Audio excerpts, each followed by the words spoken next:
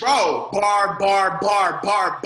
And it wasn't no performance stuff. He did it like he was speaking to He did. That was actually a good song. I'm like T.I., it wasn't no flat. It was, yeah, I'm talking I about agree. out there in the street, excuse my language. Nah, ain't none of that. We black and fuck. I agree. Maybe he's the guy everybody say he is. Maybe he is the truth. Even in the song, he was like, I talk about selling drugs and yeah. When he said that, I was like, okay. You're like, I'll talk about all of that, but I'm still telling my young niggas to go. Yeah. So I'm like, look, baby, bro, he taught right now. I like, bro, that like, bro, I'm that man, cause like, bro, he got bars. Don't do that. No, he do.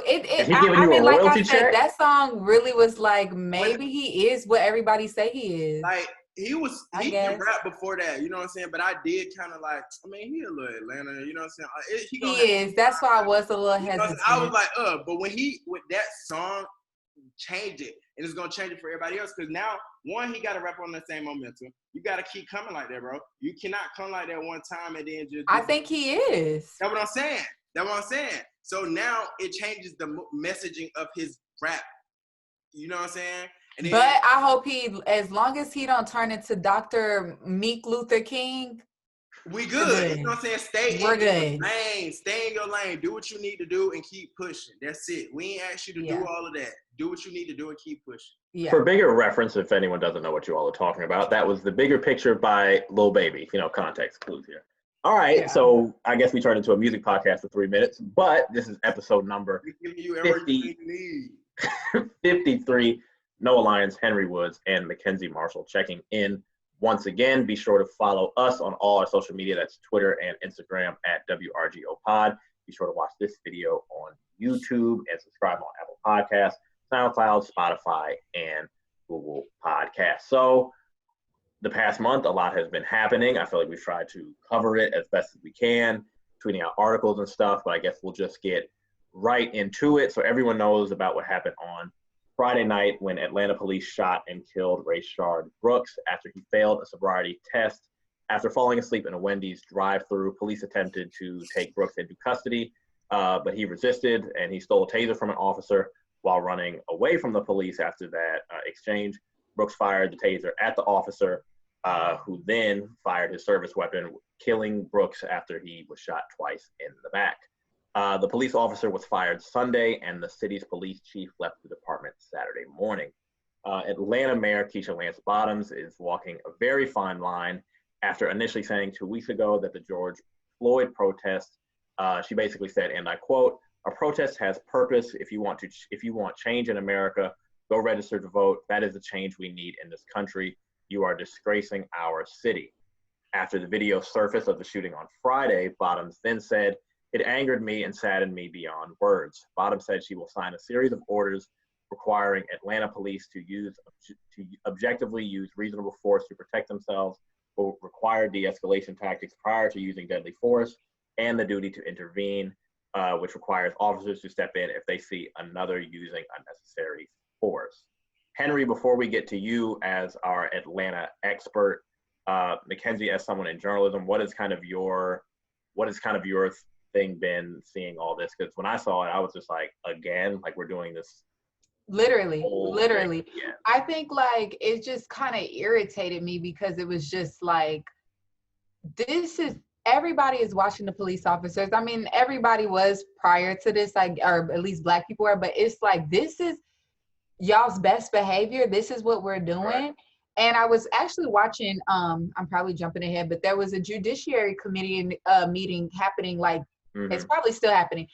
And the focus was to like ban chokeholds and ban like other things that aren't really, like, I feel like really getting to the point. Like chokeholds weren't the only issue here. Like, I feel like when it goes to like to a Keisha level or like a government level, like I don't really think that there's an understanding of what the real issue is. Because literally minutes ago, they was talking about defunding the police will still make higher robberies and higher burglaries and stuff like that. And it's just like, I don't know, but police officers are public servants. Yeah. They're public servants. So people, and then it just like going back to the video and seeing that, it was just like, if he fired a taser and y'all shot him 2 times, and then in public, a bullet hit somebody that was waiting in line in their car. What if that bullet would have went 2 inches higher and hit somebody in the back of the vehicle? So that just told me, that video, there's no standard here. Like, there's no, at least if we're going to shoot somebody, let's make sure nobody else is around. So there's no stray bullets. There's no standard. And for Keisha to really go out and say that with her chest, I feel like it just kind of goes back to, like, don't speak before you know what's really going on, because she just jumped the gun and it looks a mess now. But go ahead. Yeah. Henry, jump in. In a lot of her words. Like, I'm highly disappointed in how she's handling stuff, because my thing is, she's this Black mayor. She's from Atlanta. She went to a HBCU. She's a Delta. Like, she's supposed to understand, right? But you're still playing into the conservative politics. I'm going to call Lori Lightfoot out. I'm going to call, I don't know shorty name down there in New Orleans. Even Muriel Bowser. She needs to. I was about to say Mary Bowser. Yeah. The performative politics have to stop. You are literally in a role. And McKenzie, I'm going to call out what you how you be like, I don't disagree that when I say you got to play a role in the system, blah, blah, blah. This is what I mean. So, like, you done did the little boy stuff. You are now the mayor of a major city. You have the power to put certain things in place. You know what I'm saying? Her pushing, you know what I'm saying, signing certain bills or whatever she aiming to do. Like, I still think she's playing in that conservative role. No. Let's retrain them. Let's have all of these people have psych evaluations. Let all of their background checks. If they ever been associated with a terrorist organization that had a racist or said the N-word, any that buy, all of that, like, stop playing into the conservative politics. I spoke about this when we posted on Instagram. I'm tired of it. I'm tired of it. Because even with the training though, I don't know if this is right or not, but I saw someone tweet that the guy had training.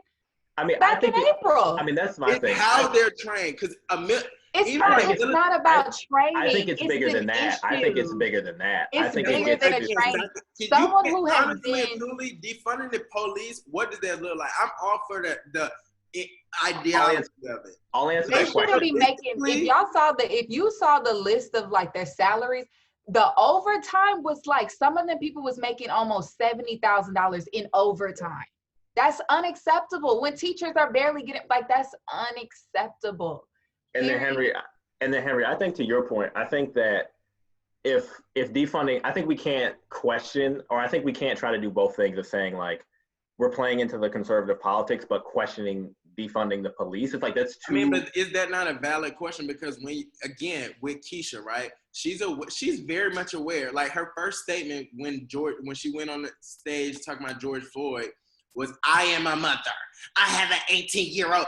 Girl, if you got an 18-year-old son, then what are you doing to actually protect that son? Because if he walked in that downtown in Atlantic Station, he sagged his pants, he a little Atlanta boy just like the rest of them. Because all I'm trying to, especially if he grew up in the suburbs, we trying to act cool. We trying to act hard, whatever. He acting like a hooligan just like the rest of them. Be real. He might got good grades, no record, because I was that dude. I was the good friend. I was the one, nah, bro, we chill out or whatever. But I'm still participating with the shenanigans or whatever. But I know, you know what I'm saying? I'm very conscious, whatever. So wait, Noah, what were you about to say?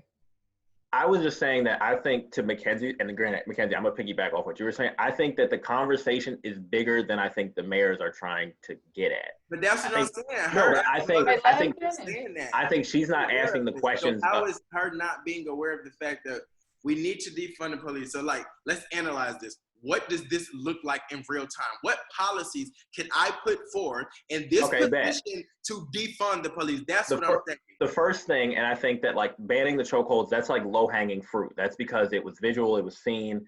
The questions that I have not heard a mayor ask is saying, okay, why do all of our police have guns? Start there. Like, let's take out the force of this. Take out the most deadly part of it. Second Amendment, Noah.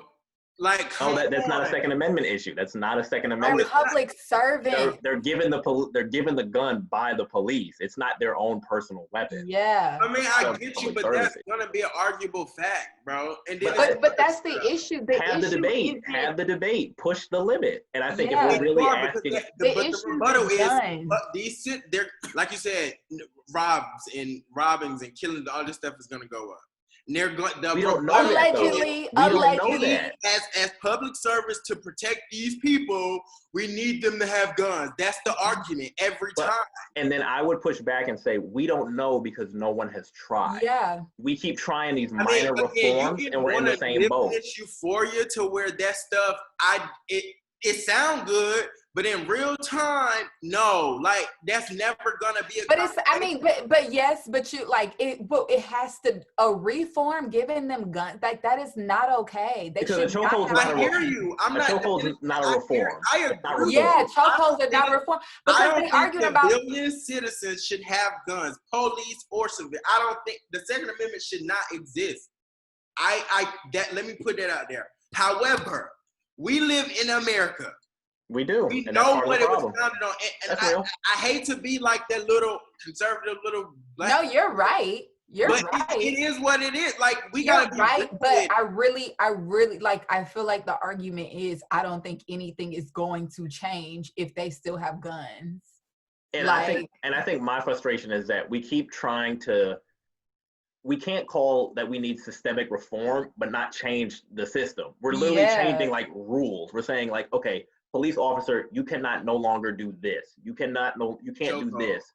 In the end of the day, if you still have a gun, that's not that. Okay, I didn't do the chokehold. I shot the person. Because the thing is, like, even with defunding the police, they still gonna make sure they got enough money in the budget to give everybody a gun.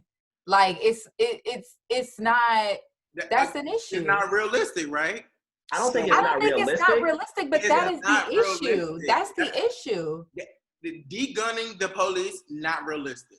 But I think what is realistic in the fight for justice? I think we can put policies in place to where they have like literally written in their whatever agreement. I disagree. Because that's what happened with body cameras. The situation. And those don't work. Body cameras. Racial bias training does not work. Racial bias training does not work. Yeah, racial bias training has been proven. I'm not. It helps somewhere. No. There's no where. The thing is, they're not required to have those things on all the time. But even if they were, they have, and then we'll see the footage, and then literally still nothing changes. Right. Yeah. So there you go again. It needs to be like let's say that like we asked Professor Minor, what's the precedent of police being held accountable? Yeah. Police being held accountable. Is there one? So we need to start setting precedent. We need to start putting handling cases in which there are rulings that favor, or we need to start writing laws that favor and our holding these people accountable. Because again, let's be realistic, not idealistic. Because I hear you. Let's try this. Let's take the guns from the police. White people not finna do that. Like, come on. It's not about what they gonna do, but it's like I feel like giving them guns. I mean, like coming up with new policies is not the solution. Because there was a new policy. We tried that with the body camera. And we don't just take that gun. We just about to go take the police gun. Let's go. I'm with you. We should. And the funny thing is, why do I have to go through an extensive background check for a gun? But they clearly don't. There you go. Professor Minor said that. They need to have extensive background checks. But what's in the background check? They need to go to law school before. How you enforce racist lawyers exist? Lawyers exist. That's a fact. But my thing is, at least you're aware of the law, because cops oftentimes are breaking laws and making up laws, and that's Henry, I think problem within itself too. Henry, and the funny thing is, like, I think to go back to your point about change, I think that if any city were to do this, it should ironically be Atlanta. There's a black. No, it should be, because if Atlanta citizens are black, most of the city council people are black. Whatever. When is that gonna happen in Atlanta, where it's a red state? We have Kent, the governor. Like, come on now. Well, I just don't think like taking guns away. I mean, I guess it would be revolutionary, but I hate to be negative, but George Floyd died without a gun. Eric Gardner died without a gun. Like, so taking their guns away really isn't that big of a deal, to be honest. That's when so they should take them away. You have to put in training stuff, and you have to put in certain. He had training. The guy who killed Rayshard literally had training. I mean, again, he probably had a racial bias too. So that's when the psychological check before joining the force comes to play. That's why, let's say. But then if you're talking about unrealistic, that's unrealistic. How? To judge someone off of a racial bias, to like prove that and get them to not be able to be a police, I feel like that's even harder to prove than like a simple, a regular background check, because it's like everybody has racial bias. That's realistic though, McKenzie. I don't think proving that a person has racial bias and getting them off the force is realistic. I think it's more realistic to have police officers get psychological background checks before. Who's giving the check though? What? Because if the check is going to be the union head who's already locked up in the system. A separate party. Again, you can't. But the separate party be paid off by the system. I hear it's always going to be a finesse, McKenzie, but let's be realistic and not idealistic. I don't think what you're saying is like going to solve the problem though. That's what I'm. You think we're going to realistically take guns away from police? I think that's a better option than giving them training that they already have. That didn't answer my question. If we're serious about it, that has to be on the table. If we're serious about it, we can't just say like, hey. Okay, I don't agree there. I don't agree there. Let's. What you're saying, but you're not bringing anything new to the table, Henry. The trainings, the psychological stuff. And then you like kind of figure out what the middle ground is. So let's say we like take certain guns away from the police, and don't they all got the same regular gun? I mean, they all have the same service. I don't know how have the same. They all got the same gun. My point, I was aiming at saying that you'll have to negotiate that. Definitely put it on the table, but that being like we not moving, I don't think that's really okay. Maybe if there's what is it in the cop car? 2 cops, maybe only one has the gun. Right. Something we could maybe do that. Something like that, to where you can eliminate how many guns they have, but taking guns completely away from cops, I don't think that's realistic. I think people who are probably the policy advocates would say it's a lot more nuanced. I think they would say that if you're responding to a nonviolent crime, why do you have a violent weapon? There's no way. There you go. There's stuff like that, Noah. And that's what most people are calling for when they're like, if you're responding to people having an argument at a Safeway. When you're responding to Rayshard, who was in his car at Wendy's. What? When you're responding to Rayshard Brooks, who was in his car and Wendy's, why do you have a gun? Right. Why do you have a gun? Why? Right. Exactly. So, yeah. I agree. Okay, yes, I agree with you, Henry. Maybe pulling guns completely off the force is probably too much, even though it needs to happen. Right. But like limiting the amount of guns on the force something has to change. I agree. The trainings ain't working. Right. So if we push up like that can be on, that needs to be on the table. Let me say that.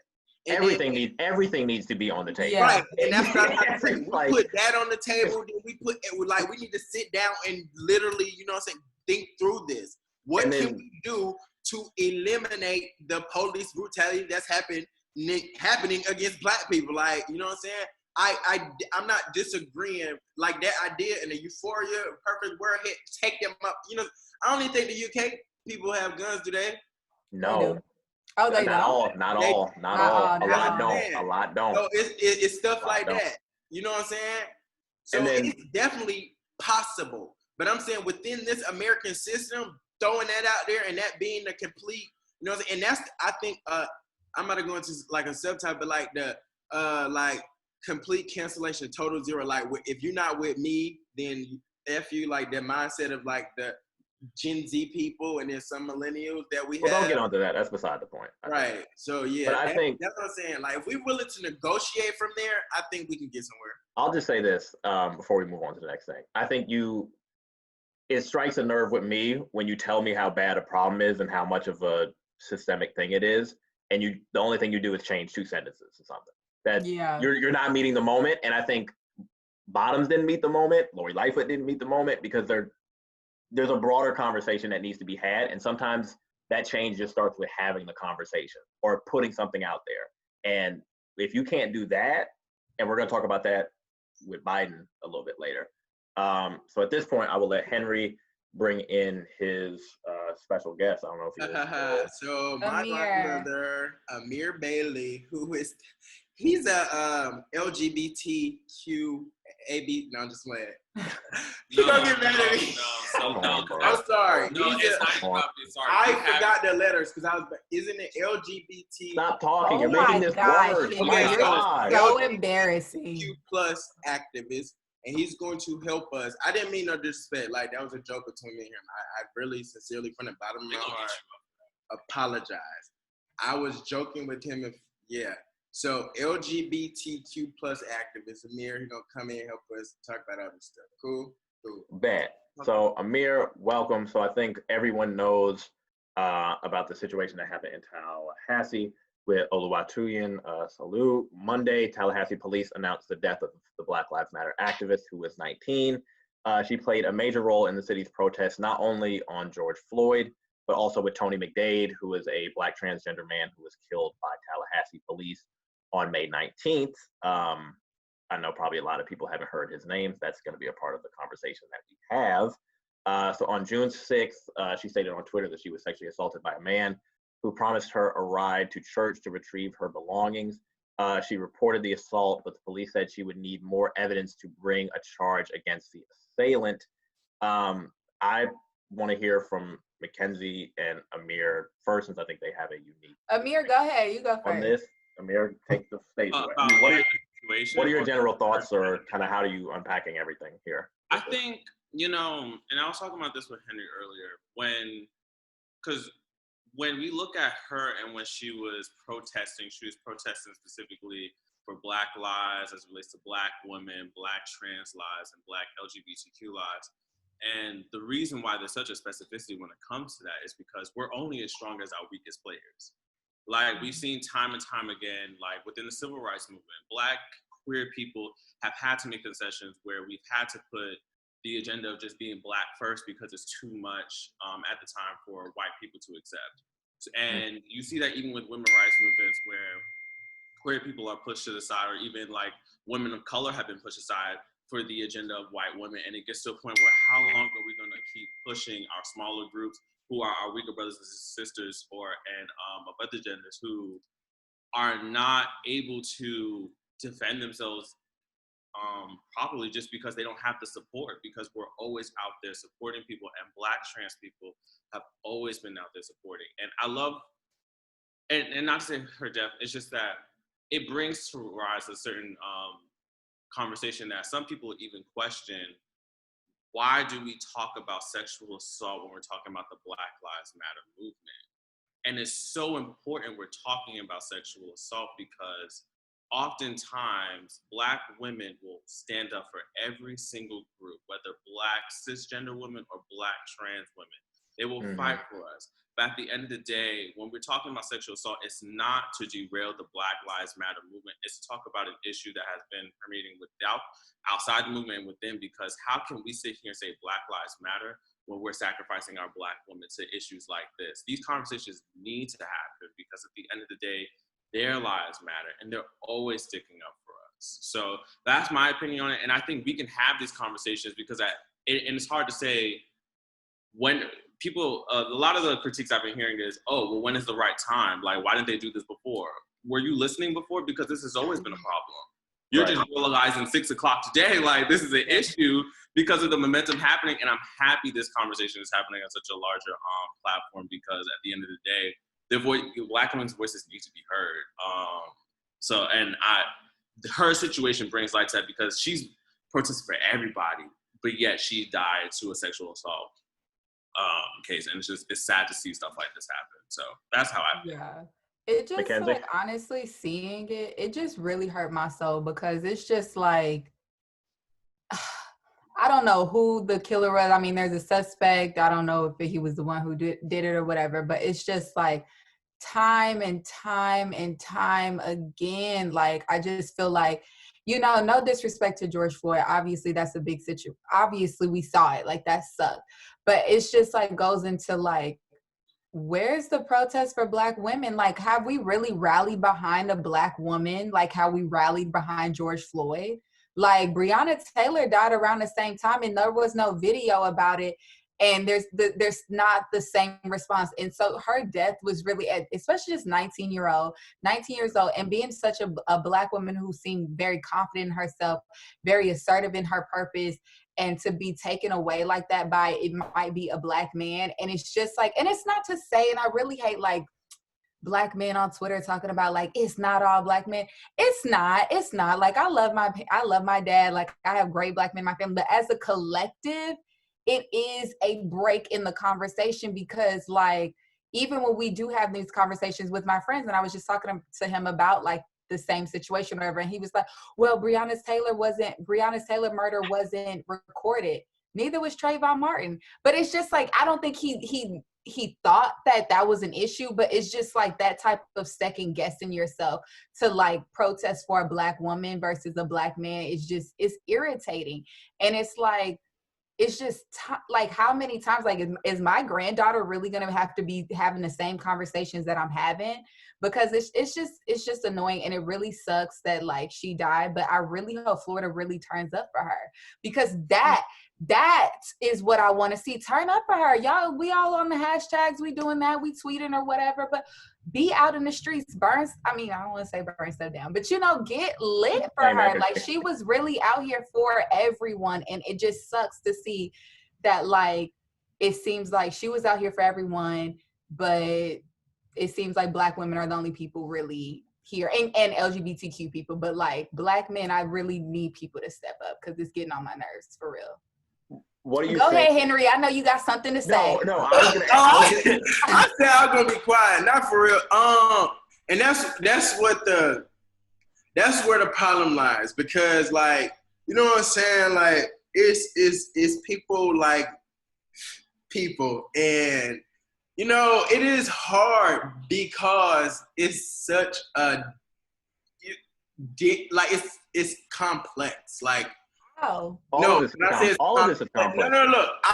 Black men need to step up and talk to support Black women, Black trans. Like, Black men, if we don't step up, then we're never going to evolve in which the way we should, because of the, I guess, social paradigm of how people are raised. Because like white men, and then white women, and then the others, then Black men, right? So like, that's an understood fact of like how the word has been known to work.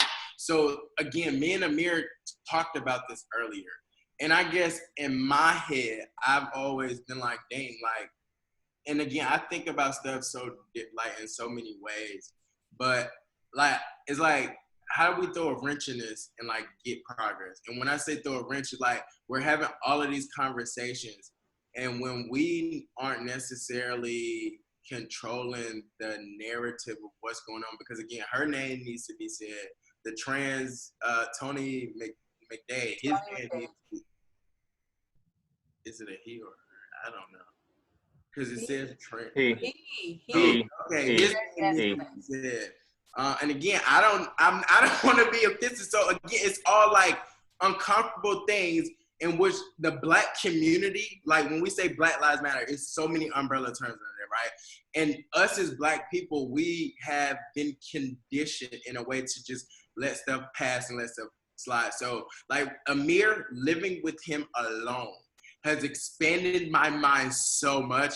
And I still have my views, you know what I'm saying? I ain't gonna say I don't. However, I've been able to at least observe a different perspective and understand to a certain extent. And I don't think like us as Black people are having those nuanced conversations with. I'm gonna have to say, I'm sorry to cut you off, but it's not. I'm sorry, but I think Black men should have their own side conversation. Right. I'm not disagreeing with you. No, I'm not saying you disagree, but like, Black women need a break. Black women. Aren't we two Black men? No. I'm not coming at you. No. Me and Noah have these conversations. No, you're right. I'm not coming at you. I'm saying, like, to the listeners, Black men need to step up. They need to have these conversations within ourselves, because that's where the problem lies, within us.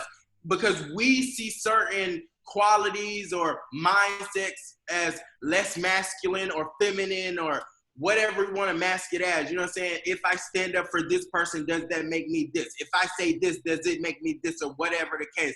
The social conditioning of it all is like what Black men have to talk about and address. Amir, jump in. You know what it is, and it's so sad to say this, and this goes back to my memory. And McKenzie, you were there too. So I remember being on Howard's campus. There was a sexual assault event by Delta Sigma Theta, and this was like fall 16th, like maybe October, September. And what really killed me was there was a sexual assault event. That audience itself was mainly Black women. Yep. And the crazy part is, and it's so sad, we keep calling Black men because like these events have been happening. These things have been talked about. These discussions have been held. But at the end of the day, Black men have never been showing up. So the problem I have is that it's not even just you having conversation amongst yourselves. It's the fact that you're not even acknowledging that these conversations have been happening and they've been here for a minute. It's not just because of this. So. And then, not to cut you off, Emir, but Black men love saying, well, we assaulted too. Okay, well, here's the floor. I hate that too. And that's what I think, like Amir is saying, and I think you're saying, these conversations have been happening, right? So how do we throw a wrench in it? How do we progressively make change, have these conversations? Let us know, Henry. How you gonna make? I'm posing the question because I need to know too. But Henry, I think that goes to an important thing, because I think like I consider myself like a very forward-thinking, very progressive person, but I think I have to, and I've had to do this like throughout when we're having different conversations. Like I have to check my privilege as a Black heterosexual man that I'm very supportive. I'm supportive of my friends. I'm supportive of women's movements, of reproductive rights, all these different things.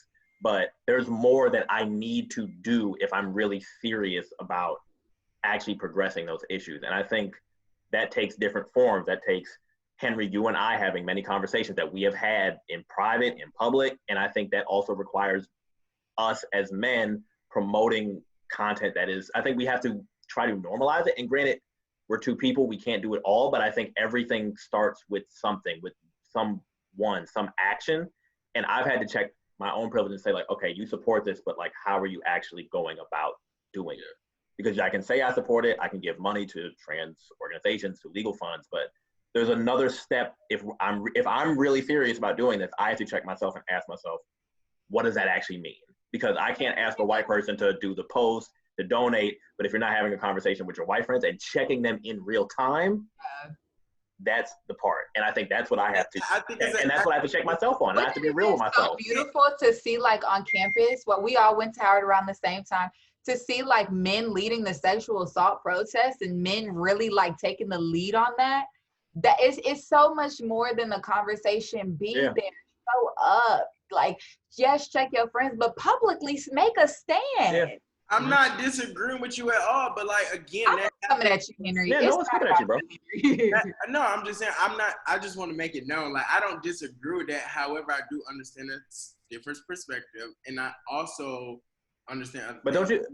I hate to interrupt, but don't you think that that's a part of the problem? Is that I think we take disagreements as a different perspective when it's like, no, this is where you need to be. Like, there's only one. But that's what happens. That's what. What's the difference? But what's no, hear me out. In my experience, especially in this day and age, you see, like when I was like joking with Amir when he first about to come in, I was like, whatever. And like, you know what I'm saying? He may have understood it as a joke, but other people, when they hear that, they're gonna be like, Henry, you're gay. Like, that's going to happen. That could potentially happen. And I think that's the, like you said, that's like, just because I don't completely agree, I understand, I see you, I hear you, I respect you. You know what I'm saying? I just got a different perspective. That's how people. No, I would say like that you would be trying to use it's a different perspective to hide ignorance. I'm sorry. I'm not doing that. Am I trying to do that? You do. No, Henry. Yeah, you are. This is not you. I'm just saying in general. We can't just say it's a disagreement and it promotes hate. Like, we can't. We're going to talk about it, and I'm not going to read you too much, but it's just like when you came on, you said that it wasn't me trying to read you or like understanding it's a joke. It's like when you just have the privy of information in front of you, you're privy to it, and you don't agree to not even acknowledge it. because in your head, you're not agreeing enough to say LGBTQ because you said it before, but when you go ahead and say LGBTQ, LMA, like, it's like, what are we doing? What are we accomplishing? No, for real, honest to God, when I was saying that earlier, I really was like, I really don't know how to entitle it, because me, myself, I have a certain perspective on certain stuff. So like, when I talk interpersonally, I'll say certain stuff and like, they may get it, but like, to the outside, I attempt to try to understand, because like, and hear me out, because let's have a conversation, because I think a lot of people may be able to relate. Like, I'm bisexual, right? I don't agree to all of that stuff, right? So like, I may feel a certain way. However, I try to respect everybody as much as I can.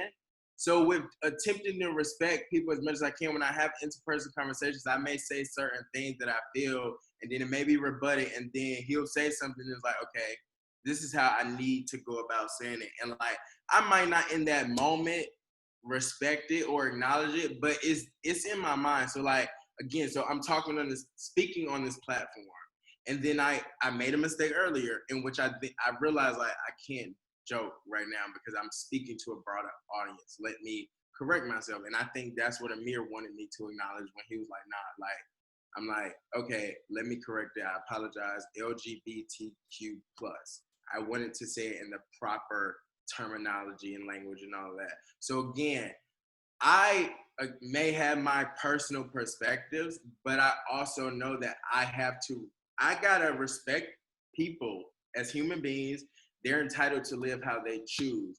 Even if I don't disagree or whatever, I have to respect their decisions and their lifestyle. And I don't have a right to question that. Because that's like a white person questioning the fact that I'm black or whatever. You know what I'm saying? Or a white person saying, I don't agree with your lifestyle. Right. I understand. That's what I'm saying. Like, that's not my business to comment on it. That's why, again, I try to. But that's ignorant.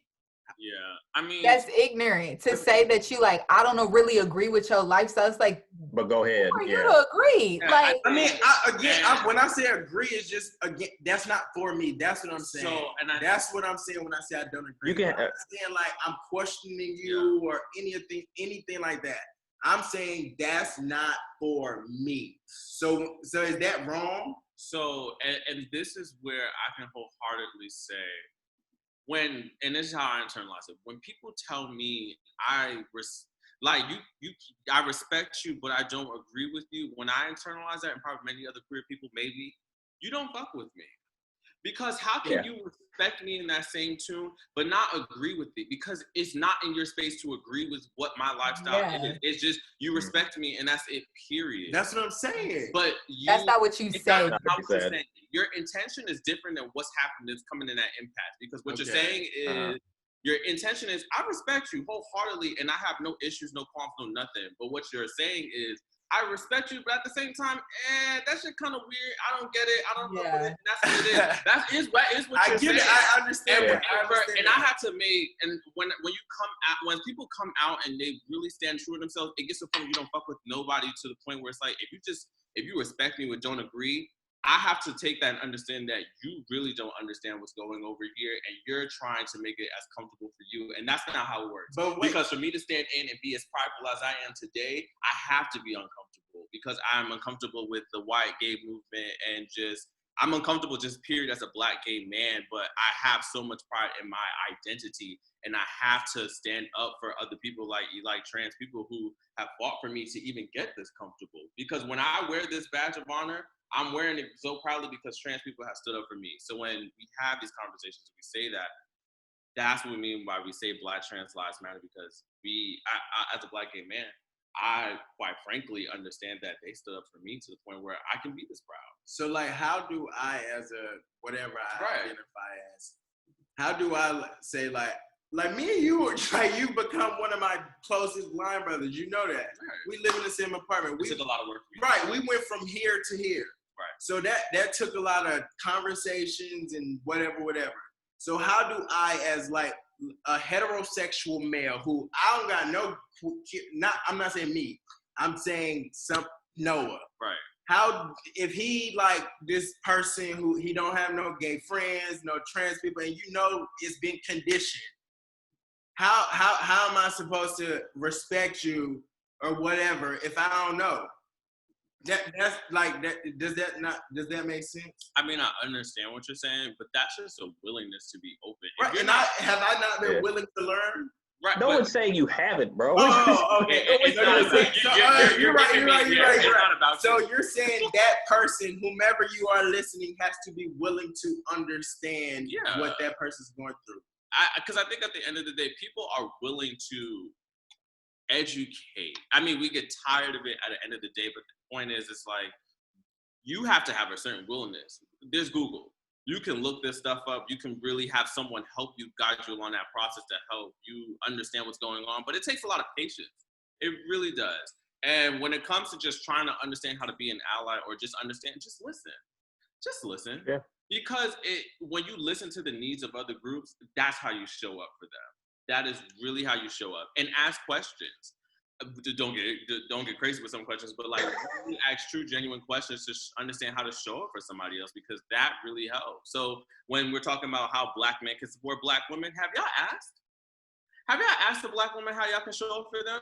Because they will literally give you the answers, and they've been giving you the answers. And it's so easy. And I understand, as a Black gay man, I'm not an exception, because I literally, as a Black gay man, I have my own privilege within that. And I literally have to show up for Black women and Black trans women. And I ask them sometimes, I'm like, well, how do you want me to show up for you?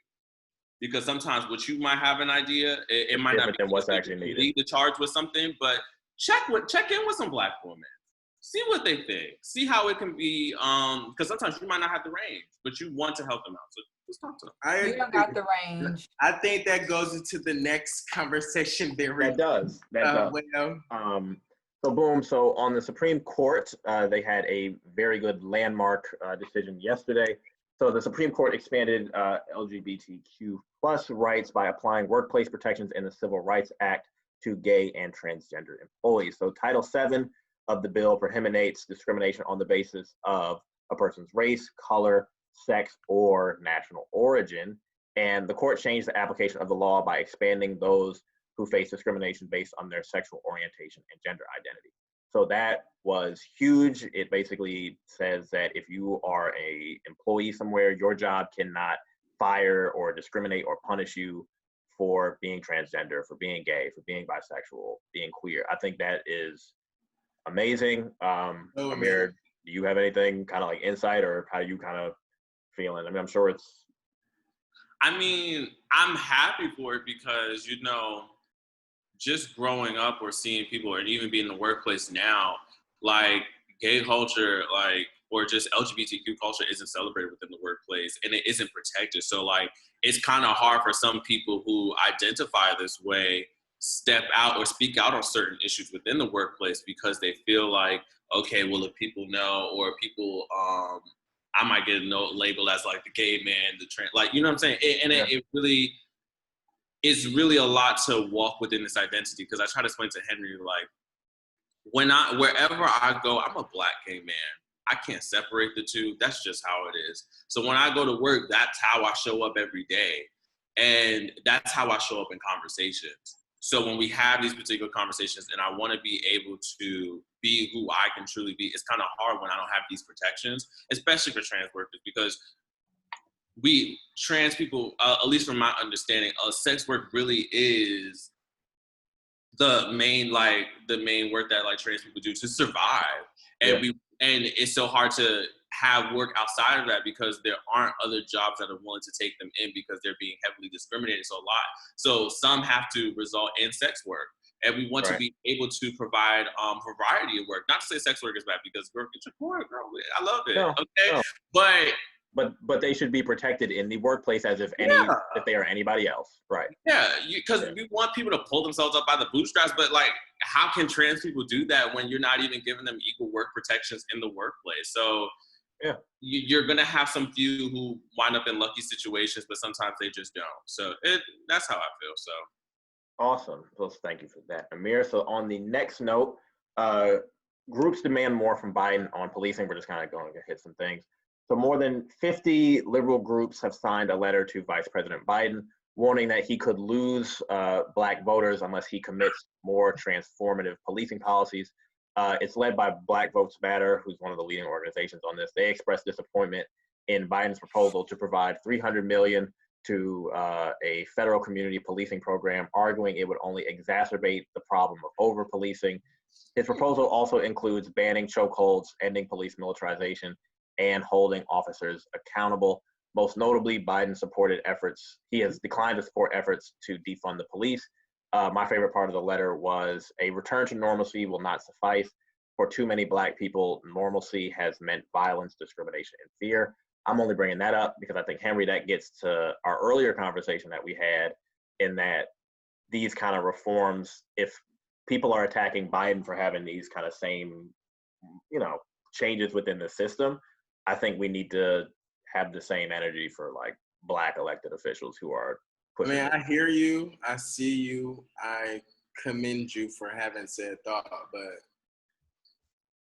I don't know. I don't know, man. I don't know. Whatever. Yeah, I mean, that's why I was laughing, because it's just like anything involving him is just jokes. So next caller. Like, it's for real. It's really like that at this point, because like, I mean, I'm frustrated with even having that ideology in my head, like knowing that this system is so enforced, it's so intricate, it's so in place, it's so embedded in our daily lives to where, I mean, how do you get around? It's a headache. That's why I didn't go to law school, bro. Like, I'm not finna I'm gonna be in the psych ward trying to figure that shit out. Like, yeah, and it's just like, I guess for me with him, it's just like, what I will say with everything going on, at least for me personally, I hope people are realizing that these figures really can't change anything. If anybody's changing something, it's the local people. But like that whole charades that he's doing right now, he's really not going to change anything. And I hate to be negative like that, but it's just like, it is what it is. I mean, exactly. So yeah, I mean, they're not gonna save us. So the final topic we got is Trump moves his Juneteenth rally. After scheduling a rally in Tulsa, Oklahoma on Juneteenth, Trump has rescheduled it to the next day on Saturday. Tim Scott, the only Black Republican in the Senate, said, "My understanding is he moved the date once he understood Juneteenth. I'm not sure the planners on his inner circle thought about Juneteenth, Tulsa, Oklahoma, and race riots. Unless you're doing a historical check, you probably don't get those dots connected." A lot of people called instant cap because earlier this week, this comes with another coincidence that the day of the 4th anniversary of the Pulse nightclub shooting in Orlando, the Trump administration finalized a ruling that will ease protections against transgender patients for discrimination against doctors, hospitals, health insurance. So I think this all goes to my main point of that everything they do is they're intentional with it. They know what they're doing. It's racist. It's sexist. It's blatantly racist. And that's where Biden get comfortable and be like, if you not this, then you ain't this. Because it's like, he's so overtly opposite of anything progressive. Then if you don't vote for Biden, it's a question mark. But at the same time, what we was just saying, like, what Biden finna really do? The only thing I can hope for at this point is that his committees or whoever he's talking to have told him, if you don't get a Black woman as your VP and then build your cabinet with multiple diversity people, bro, And I think for me at this point, given how as many conversations that we've had about this in this episode, I think it's not just about picking a Black woman; it's about picking which Black woman. And I think and then that's another conversation because honestly, who? Because we done had the Kamala discussion. Yeah, if not her, then who? I think he needs. Somebody said what's that there? I said condolences. I'm thinking about Insecure. Condoleezza Rice. Okay. Somebody said her. They was like, she can bring the people that were kind of for whatever, because she's a Republican. So it's like, what? Nobody don't what? So it's like, who? Who? I think that's a bigger problem. So that's all that we have. Amir, do you want to drop your social media and stuff like that? Hi, my name's Emir. My social media is Mir to the. I realized my name could do that, so I love that. It's so yeah, literally E to the Mir to the. You can follow me on Instagram and Twitter. Boom. Thank you for having me. He got a podcast coming out soon. He gonna be talking about like interpersonal stuff, you know what I'm talking about. So be looking out for that. Oh yeah. So be looking out for that, and be looking out for this podcast. McKenzie, thank you for joining as well as always. Be sure to follow us on Twitter and Instagram at WRGO Pod. Be sure to subscribe and like, comment on YouTube. Be sure to also do the same on Apple Podcasts, Spotify, SoundCloud, and Google Podcasts. Peace.